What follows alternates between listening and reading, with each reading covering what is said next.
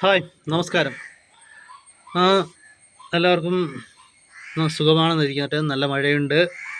ഇവിടെ ഇപ്പോൾ മഴയില്ല എങ്കിലും ഇന്ന് നല്ല മഴയായിരുന്നു കേട്ടോ.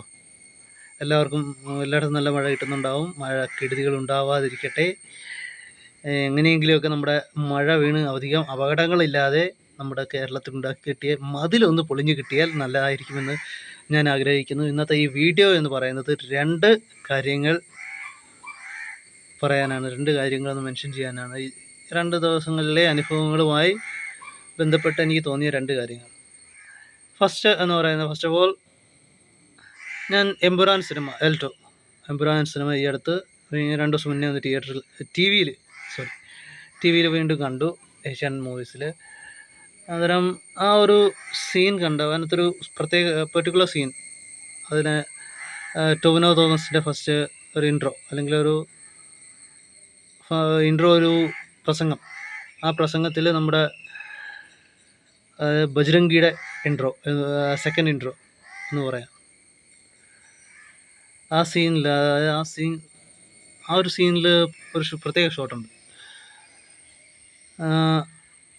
IUF അതിനകത്ത് ജിതിൻ രാംദാസിൻ്റെ പാർട്ടിയായ PK രാംദാസിൻ്റെയും പാർട്ടിയായ IUFിൻ്റെ കൊടിക്ക് മുകളിലൂടെ നമ്മുടെ അതിനകത്തുള്ള ASM, ഈ ASMനെ BJP ആക്കിയും IUFനെ UDF അല്ലെങ്കിൽ ഇൻ്റർനാഷണൽ കോൺഗ്രസ് INC എന്ന് ആക്കിയാൽ ജിതിൻ രാംദാസ് നിലവിലെ കേരളത്തിലെ മുഖ്യമന്ത്രിയായ VD സതീശനാക്കി ഞാൻ മാറ്റും. ഐ തിങ്ക് എന്നല്ല, ഞാനത് കാണുന്നു. ഈ 2031 പറയുന്നത്, 2031 കേരളത്തിൻ്റെ പ്രതിപക്ഷമാവുന്നത് ഒരിക്കലും കോൺഗ്രസ് ആയിരിക്കില്ല. കമ്മ്യൂണിസ്റ്റ് ചിലപ്പം അധികാരത്തിൽ വരും. ചിലപ്പം നേരെ തിരിച്ചു രണ്ടുപേരും കൂടെ ഒരുമിച്ചായിരിക്കും. കോൺഗ്രസും കമ്മ്യൂണിസ്റ്റും കൂടെ ചേർന്ന് BJPക്കെതിരെ, അതായത് ഏറ്റവും വലിയ ഒറ്റകക്ഷിയായി BJP മാറാൻ ചാൻസ് ഉണ്ട്. ഈ 3 എന്ന് പറയുന്നത് 30 ആവാനോ ഒക്കെ വലിയ ചാൻസ് ഉണ്ട്. എന്തായാലും കോൺഗ്രസ് 2031 അധികാരത്തിൽ വരില്ല. അത് തന്നെ വലിയൊരു കാര്യമാണ്.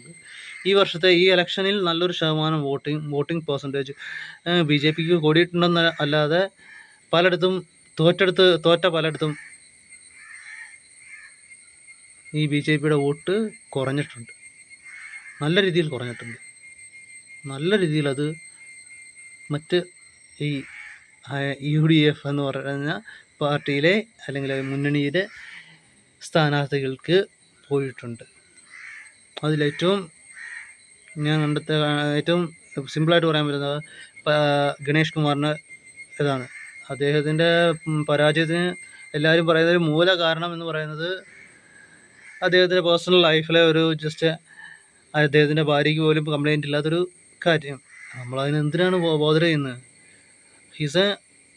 അയാൾ ഇരുന്ന സമയത്ത് അയാൾ നല്ലൊരു മന്ത്രിയായിരുന്നു. നല്ലൊരു പ്രസ്ഥാനത്തെ KSRTC എന്ന പ്രസ്ഥാനത്തെയും ഗതാഗത വകുപ്പിനെയും നല്ല വൃത്തിക്ക് MVDA വരെ അത്യാവശ്യം നല്ല രീതിയിൽ കൊണ്ടുപോയി ഒരുവിധം ഗതാഗത നിയമങ്ങളെല്ലാം പാലിക്കുമെന്നൊന്നും ഞാൻ പറയുന്നില്ല. മികച്ച മന്ത്രി എന്നൊന്നും ഞാൻ പറയുന്നില്ലെങ്കിലും അത്യാവശ്യം മോശമല്ലാത്തൊരു മന്ത്രിസ്ഥാനത്ത് നല്ല പ്രകടനമായിരുന്നു അയാൾ കാഴ്ചവെച്ചത്. കഴിഞ്ഞ മന്ത്രിസഭയിലെ എടുത്ത് നല്ലതെന്ന് പറയാൻ പറ്റിയ കുറച്ച് മന്ത്രിമാരിൽ ഒരാളായിരുന്നു അയാൾ തോറ്റപ്പോൾ അയാളുടെ എതിർകക്ഷി ജയിച്ചു, ജ്യോതികുമാർ ചാമക്കാല. അതിനൊപ്പം പക്ഷെ അവിടുത്തെ BJPയുടെ വോട്ട് ഒരുപാട് കുറഞ്ഞു. 7000 വോട്ടോളം കുറഞ്ഞു.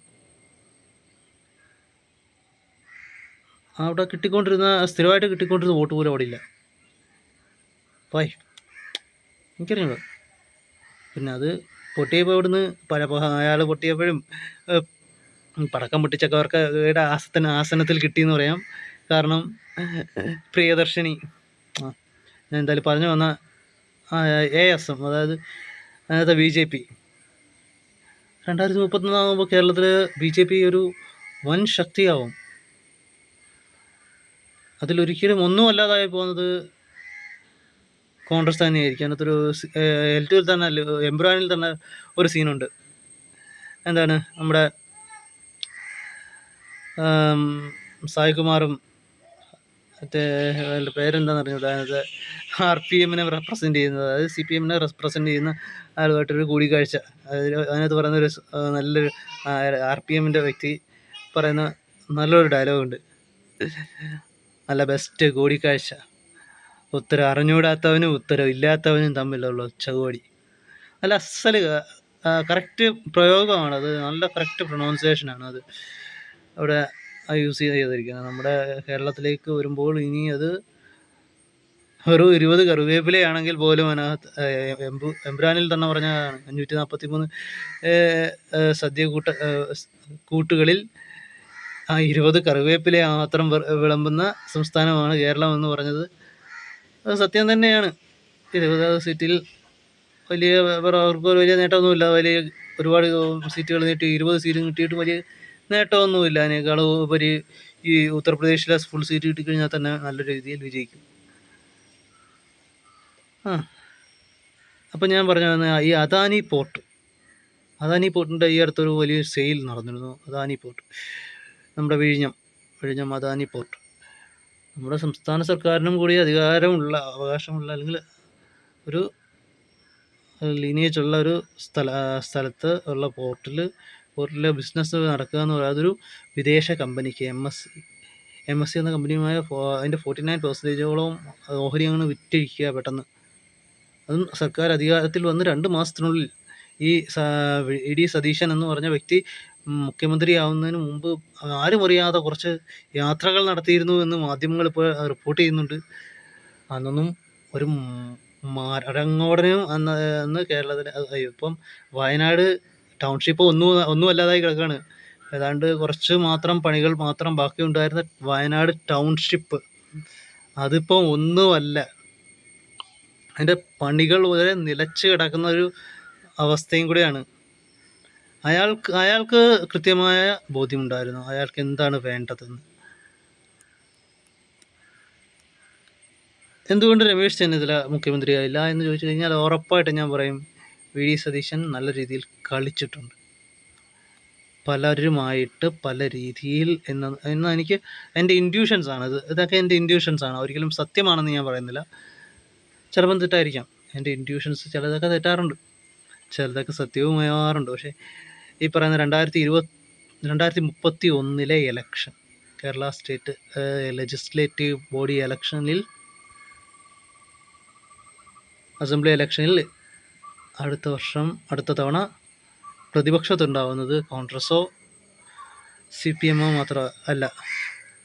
CPM ഭരണത്തിൽ CPM ആണെങ്കിൽ ഒരിക്കലും പ്രതിപക്ഷം പ്രധാനമായും ഈ കോൺഗ്രസ് ആയിരിക്കില്ല, പ്രധാനമായും അത് BJP ആയിരിക്കും. ഈ 3 പറയുന്ന 30 അവന്മാർ മാറ്റും. ഈ 5 വർഷം കൊണ്ട് അതിന് കഴിയും. ഈ കോൺഗ്രസ് ഈ വർഷത്തെ 5 വർഷത്തെ അവർ ഭരിച്ചാൽ അത് ഉറപ്പായിട്ട് നടക്കും. അത് ഞാൻ ഉറപ്പിച്ച് പറയുന്നു. അതിൻ്റെ ഒരു തോട്ടാണ്, എൻ്റെ ഒരു തോട്ട് മാത്രമല്ല, ഇൻഡ്യൂഷൻസാണ്. ഏതാണ്ട് ആ രീതിയിലാണ് ഉമ്മറുടെ പോക്ക്. ഭരണം 2 മാസം കൊണ്ട് തന്നെ നശിപ്പിച്ചു. കേരളത്തിലെ പല കാര്യങ്ങളും, നല്ല കുറച്ച് കാര്യങ്ങൾ അവർ ചെയ്തിട്ട് പോയ നല്ല കാര്യങ്ങളൊക്കെ വരെ ഒന്നുമില്ലാതാക്കി. ലൈഫ് മിഷനിലൂടെ ഒരുപാട് പേർക്ക് നല്ല രീതിയിൽ വീട് കിട്ടിക്കൊണ്ടിരുന്നതാണ്, അതൊക്കെ നശിപ്പിച്ചു. പിന്നെ കിഫ്ബി എന്ന് പറയുന്നത് നല്ലൊരു പ്രോജക്റ്റായിരുന്നു. അതിനകത്ത് കിഫ്ബി പൊളിച്ചെഴുതുമെന്നൊക്കെ പറയുന്നു. എന്തിന്? ഇതൊക്കെ കാണുമ്പോൾ തന്നെ ഫസ്റ്റ് ബജറ്റ് തന്നെ കേട്ടപ്പോൾ തന്നെ എനിക്ക് ഉറപ്പായി ഇയാളെ കൊണ്ട് ഒരിക്കലും കേരളം നന്നാക്കാനല്ല അയാൾ വന്നിരിക്കുന്നത്, കേരളം നശിപ്പിക്കാനാണ് അയാൾ കയറിയിരിക്കുന്നത്. അയാൾ ഉറപ്പായിട്ടും അയാളെന്ന് വിളിക്കുന്നത് കൊണ്ട് തെറ്റൊന്നുമില്ലെന്ന് തോന്നുന്നു. ഇല്ല, ഇല്ലല്ലേ. പിന്നെ 2ാമത്തെ പോയിന്റ്, പ്രിയദർശിനി സ്ത്രീ സൗജന്യ യാത്ര.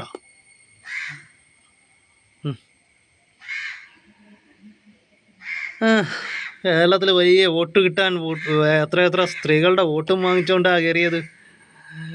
വോട്ട് കിട്ടാൻ കാരണമായൊരു പ്രഖ്യാപനമല്ലേ അത്. എനിക്കങ്ങ് ചൊറിഞ്ഞു വരുന്നുണ്ട് കേൾക്കുമ്പോൾ. അതിനെക്കുറിച്ച് പറയുമ്പോഴായാൽ ഞാൻ നേരത്തെ തന്നെ ഒരു വീഡിയോ ഇട്ടു. ഞാൻ ആ ഒരു ബസ്സിൽ കയറി. അതിനകത്ത് 90% അല്ലെങ്കിൽ 80% സ്ത്രീകളാണ്. അതിനകത്ത് പുരുഷന്മാർക്ക് ഇരിക്കാൻ പോലുമുള്ള, പൈസ കൊടുത്ത് പോകുന്ന പുരുഷന്മാർക്ക് ഇരിക്കാൻ പോലും ഒരു സീറ്റ് പോലും ഇല്ലാത്ത അവസ്ഥ. എനിക്കൊരു സീറ്റ് കിട്ടിയിരുന്നു കയറിയ സമയത്ത്. എൻ്റെ സൈഡിലിരുന്നത് ഒരു പുരുഷനായിരുന്നു. അയാൾ അടുത്തൊരു പെട്ടെന്നൊരു സ്റ്റോപ്പിൽ ഇറങ്ങാൻ പോയപ്പോൾ ഞാൻ അപ്പുറത്തിരുന്ന് അതിൻ്റെ ബാഗ് വെച്ച്, എൻ്റെ കയ്യിലൊരു ബാഗ് ഉണ്ടായിരുന്നു, ബാഗ് വെച്ചിട്ട് ഞാൻ പറഞ്ഞു, എൻ്റെ അടുത്തൊരു സ്ത്രീ വന്നിരിക്കാൻ നോക്കി. ഞാൻ പറഞ്ഞു, അവരോട് പറഞ്ഞു പറ്റില്ല, വേറൊരു പുരുഷൻ ഇരുന്നാൽ, എൻ്റെ കൂടെ ഒരു പുരുഷൻ ഇരുന്നാൽ മതി. എൻ്റെ കൂടെ ഞാൻ ബസ് ചെയ്യാത്ത ഒരു പൊതുമേഖല ബസ്സാണെങ്കിൽ എന്ത് തെറ്റാണെങ്കിലും എനിക്ക് ശരിയെന്ന് തോന്നുന്നത് ഞാൻ പറയും. അന്നേരം അവർ പറഞ്ഞൊരു വാചകം, അതിനകത്തൊരു കുറേ കാര്യങ്ങൾ എന്തൊക്കെയോ പറഞ്ഞു. ഞാനത് കാര്യമൊക്കെ നോക്കിയില്ല. എന്തെങ്കിലുമൊക്കെ പറഞ്ഞ് തിരിച്ച് അങ്ങോട്ട് പറഞ്ഞാൽ ഞാൻ പ്രതിയാവും, ഞാൻ പീഡന കേസിലെ പ്രതി നാളെ. പറഞ്ഞിട്ട് കാര്യമുണ്ട്. അതാണ് ഇവിടുത്തെ നിയമത്തിൽ എന്തൊക്കെ ഞാൻ ചിലപ്പോൾ ചെയ്തത് തെറ്റായിരിക്കാം, പക്ഷെ അതെനിക്ക് ശരിയാണ്. അത് എനിക്കെന്ന് ശരിയാണെന്ന് തോന്നാത്തിടത്തോളം കാലം അത് ശരി, എനിക്കത് ശരി തന്നെയാണ്. ഞാൻ ഇറങ്ങുന്നത് വരെയും ആ സീറ്റിൽ എൻ്റെ കൂടെ ഒരു പുരുഷനേ ഉണ്ടായിരുന്നുള്ളൂ. പുരുഷനെ ഇരുന്നിട്ടുള്ളൂ, പൈസ കൊടുത്ത് യാത്ര ചെയ്ത പുരുഷൻ. ഞാൻ ചോദിക്കാൻ വന്നത് ഒരൊറ്റ കാര്യമാണ്. ഈ ജൂൺ 30 മുമ്പ് 100 കോടി രൂപ KSRTCക്ക് സർക്കാർ കൊടുത്തു. ഈ 100 കോടി രൂപ എവിടുന്ന് വന്നു, എങ്ങനെ വന്നു? ടാക്സ്, നികുതി പണം. അതായത് കേരളത്തിലെ മലയാളികളും അല്ലെങ്കിൽ ഈ രാജ്യത്തെ എല്ലാ ജനങ്ങളും അടയ്ക്കുന്ന നികുതി പണം, അത് നേരിട്ടോ അതോ അല്ലാതെയോ ആയ നികുതി പണം. നമ്മളിപ്പോൾ ഒരു മുട്ടുസൂചി വാങ്ങിക്കുമ്പോൾ പോലും നമ്മൾ അതിനകത്ത് നികുതി പണം അടയ്ക്കുന്നുണ്ട്. ഇത്ര % നികുതി, GST. അതിൽ നിന്ന് കിട്ടിയ പൈസയിൽ നിന്നാണ് സർക്കാർ, അതായത് റൺ ചെയ്യുന്നത്. സർക്കാരിൻ്റെ പൈസ എന്ന് പറയുന്നത് നമ്മുടെ നികുതി പണമാണ്. അത് നമ്മുടെ പണം, എല്ലാവരുടെയും പണമാണ്. അതിൽ സ്ത്രീയെന്നോ പുരുഷനെന്നോ പ്രത്യേകിച്ച് വകഭേദമൊന്നും ഇല്ല കേട്ടോ. എൻ്റെ അറിവിൽ എല്ലാവർക്കും ടാക്സിൽ പ്രത്യേകിച്ച് ഇളവുണ്ടാവുന്നത് അത് SC/ST വകുപ്പ്, അത് അവരുടെ ഉന്നമനത്തിനൊക്കെ വേണ്ടിയിട്ടാണ്. SC/ST വകുപ്പ് അല്ലെങ്കിൽ BPL കാർഡ്, അതായത് വരുമാനം കുറവുള്ളവർ. ഇപ്പോൾ ഈ അടുത്തൊരു അന്നേരം ആ സ്ത്രീ പറഞ്ഞത് 100 കോടി രൂപ കൊടുത്തിട്ടാണ്, സർക്കാർ കൊടുത്തിട്ടുണ്ട്, ഞങ്ങൾക്ക് യാത്ര ചെയ്യാൻ അർഹതയുണ്ട്. അവരേതാണ്ട് നല്ല രീതിയിൽ വരുമാന മാർഗമുള്ളൊരു സ്ത്രീയാണ്. അവർക്ക് എന്തിനാണ് സൗജന്യ യാത്ര? വരുമാനമുള്ള ഒരാൾക്ക് എന്തിനാണ് സ്ഥിരമായ നല്ല 10,000 വരുമാനമായി? എനിക്ക് ആകെ കിട്ടുന്നത് 16,000 രൂപ ഒരു മാസം.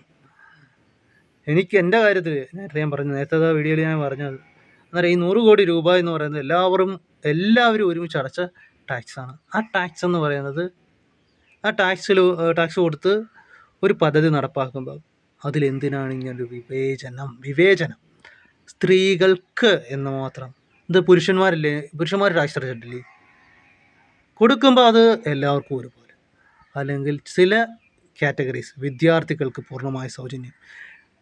ആൺകുട്ടികൾ ഇപ്പോൾ 110 രൂപയാണ് കൺസെഷൻ പുതുക്കാൻ മാത്രം കൊടുക്കേണ്ടത്. പുതുക്കാൻ മാത്രം 10 രൂപയായിരുന്നിടത്തു നിന്ന് 100 രൂപ കൂട്ടി 110 രൂപ. കൊള്ളാം. ഇതെങ്ങനെയാണ് തുല്യതയാവുന്നത്? ഇതിനെയാണോ ഫെമിനിസം എന്ന് വിളിക്കുന്നത്? എല്ലാം ഒരിക്കലും യോജിക്കാൻ പറ്റാത്തൊരു പരിപാടിയാണ് ഈ തുല്യതയില്ലാത്തൊരു പദ്ധതിയും കൊണ്ട് വന്ന് അവനൊക്കെ അധികാരത്തിലേറിയിട്ട് ഈ ഇരുന്ന് ഭരിക്കുന്നതിൽ എന്തെങ്കിലും നിങ്ങൾക്കൊക്കെ ഉളുപ്പുണ്ടെങ്കിൽ ഇറങ്ങി രാജിവെച്ചെങ്കിൽ പോടേ. വെറുതെ ഇന്ന് നശിപ്പിച്ച് കേരളത്തിലൊരു നല്ലൊരു കേരളത്തിലെ ഏറ്റവും പ്രിയങ്കരമായൊരു ഇതിന് വ്യവസായമല്ല, ഒരു പൊതുമേഖലാ സ്ഥാപനത്തെ നശിപ്പിക്കാതെ ഇറങ്ങിപ്പോയി തരണമെന്നാണ് എൻ്റെ അഭ്യർത്ഥന. എന്തായാലും ഒറ്റ എണ്ണത്തിനും വിദ്യാഭ്യാസമൊന്നുമില്ലെന്ന് മനസ്സിലായി. നാക്കൊടിക്കാത്ത കുറേ എണ്ണമുണ്ട്. എന്തായിരുന്നു 15,90,090 അങ്ങനെയൊക്കെ ഉണ്ട്. 900 എന്നൊക്കെ വായിച്ചു, 9,990 അങ്ങനെയൊക്കെ കുറേ വായിച്ച കുറേ ഉണ്ടല്ലേ. നമ്മുടെ നിയമസഭാ സമ്മേളനത്തിൽ എന്തൊക്കെയോ പ്രസംഗങ്ങളിലും, പിന്നെ അതുപോലെ തന്നെ ഇതിപ്പം നേരത്തെ നമ്മുടെ മുൻ മന്ത്രിമാരെന്നപ്പോൾ CPM LDF ഭരിച്ചപ്പോഴും ഉണ്ട് നാക്കുപിഴകൾ. പക്ഷെ ഇത് ഇങ്ങനെ വന്ന് കയറിയില്ല അങ്ങോട്ട്. 5 വർഷം ഭരിച്ചു തീർന്നിട്ടില്ല, 5 വർഷമൊന്നും കഴിഞ്ഞതുപോലും ഇല്ല. അതിനിടയിലൊരു ട്രോൾ മഴയ്ക്കുള്ളതെല്ലാം കിട്ടിയിട്ടുണ്ട്. ട്രോളന്മാർ എന്തിനാണ് ഇങ്ങനൊരു അപലപനീയമായൊരു പദ്ധതി ഇനീക്വാളിറ്റിക്ക് തുല്യമായൊരു പദ്ധതി. ഇനീക്വാളിറ്റി നമ്മുടെ രാജ്യത്ത് എവിടെയാണെന്നറിയോ ഈ ഇതിനകത്ത് തുല്യത ഇരിക്കുന്നത്? അല്ലെങ്കിൽ ഒരു പിങ്ക് ബസ് അത് കൊണ്ടുപോവാ. ഞാൻ നേരത്തെയും പറഞ്ഞതാണ് ഇതിനകത്ത്. അതുകൊണ്ട് അതിനെക്കുറിച്ച് ഈ ഒരു കാര്യത്തെക്കുറിച്ച് ഇനി കൂടുതൽ വ്യാഖ്യാനിക്കുന്നില്ല, നിർത്തുന്നു. നിങ്ങൾക്ക് ഇഷ്ടപ്പെടണമെങ്കിൽ എന്നെ ലൈക്ക് ചെയ്യുക, എൻ്റെ വീഡിയോ ലൈക്ക് ചെയ്യുക. നിങ്ങൾക്ക് താല്പര്യമുണ്ടെങ്കിൽ ഇത് ഷെയർ ചെയ്യുക, മാക്സിമം ഷെയർ ചെയ്യൂ. പിന്നെ നിങ്ങൾക്ക് എന്തെങ്കിലും തെറ്റാണെന്ന് തോന്നുന്നു, ഞാൻ പറഞ്ഞത് എന്തെങ്കിലും തെറ്റാണെന്ന് തോന്നുന്നെങ്കിൽ കമൻ്റായിട്ട് ഇട്ടോ. എനിക്കത് നിങ്ങൾ പറഞ്ഞതിൽ എന്തെങ്കിലും കഴമ്പുണ്ടെങ്കിൽ ഞാനത് തിരുത്തിക്കോളാം. അങ്ങനെ ഞാൻ പറഞ്ഞോളൂ. എനിക്ക് കഴമ്പുണ്ടെന്ന് തോന്നിയാലേ ഞാൻ തിരുത്തും, അല്ലാത്തടത്തോളം ഞാൻ തിരുത്തില്ല. എനിക്കത് തെറ്റാണെന്ന് തോന്നാത്തടത്തോളം കാലം ഞാൻ തിരുത്തില്ല. Okay, by.